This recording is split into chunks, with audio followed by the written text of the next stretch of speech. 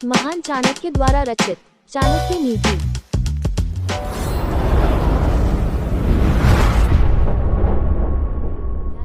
आयु कर्म च वित्तम च विद्या निधनमेव च पंचैतानि ही सृज्यन्ते गर्भस्थस्यैव देहिनः। एक भावार्थ, जीव जब माँ के गर्भ में प्रवेश करता है तभी उसकी आयु, कर्म, धन, विद्या, मृत्यु का भी निर्धारण हो जाता है।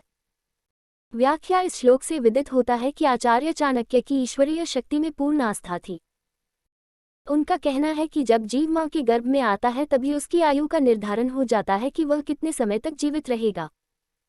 इसी तरह संसार में रहकर उसे कौन सा कर्म करना है, धन की प्राप्ति उसे कितनी होगी, विद्या वह कहाँ तक ग्रहण करेगा या उसकी शिक्षा कहाँ तक होगी। इतना ही नहीं, उसकी मृत्यु का भी निश्चय हो जाता है कि उसका मरण किस दिन, किस समय, किस स्थान पर और कैसे होगा। यह सत्य है कि विधाता ने 6 बातें स्वाधीन रखी हैं जिन पर सांसारिक जनों का कोई वश नहीं चलता। ये है हानि, लाभ, जीवन, मरण, यश, अपयश।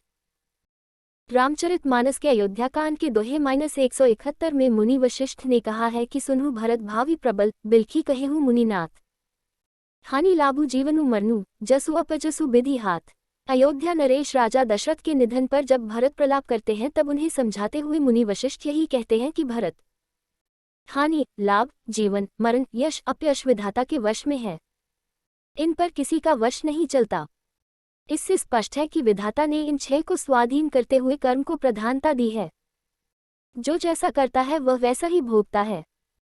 श्रीमद्भगवद्गीता में भी कहा गया है कि कर्मण्येवाधिकारस्ते कर्मफलेषु कदाचन, अर्थात जीव मात्र का अधिकार कर्म करने में है, उसके फल में नहीं। इसीलिए इस संसार को कर्म की खेती कहा गया है और मनुष्य योनि को कर्मयोनि कहा गया है। अतः मनुष्य को विवेकानुसार श्रेष्ठ कर्म करते रहना चाहिए, न कि पुरुषार्थहीन बनकर जीवन को व्यर्थ होना चाहिए।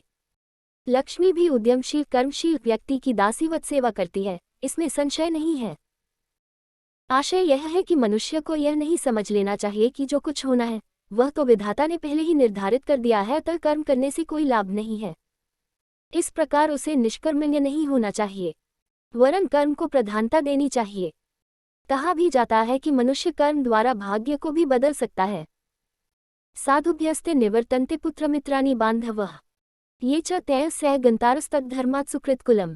2 भावार्थ, पुत्र, मित्र, बंधु बांधव आदि संत समागम कर तदनुसार आचरण करने लगते हैं, अपने जीवन में संतजनों के आचार को ढाल लेते हैं, सत्संग करते हैं तो वे सांसारिक वृत्तियों से विमुख हो जाते हैं तथा उनके ऐसे सदाचरण से कुल या वंश धन्य हो जाता है।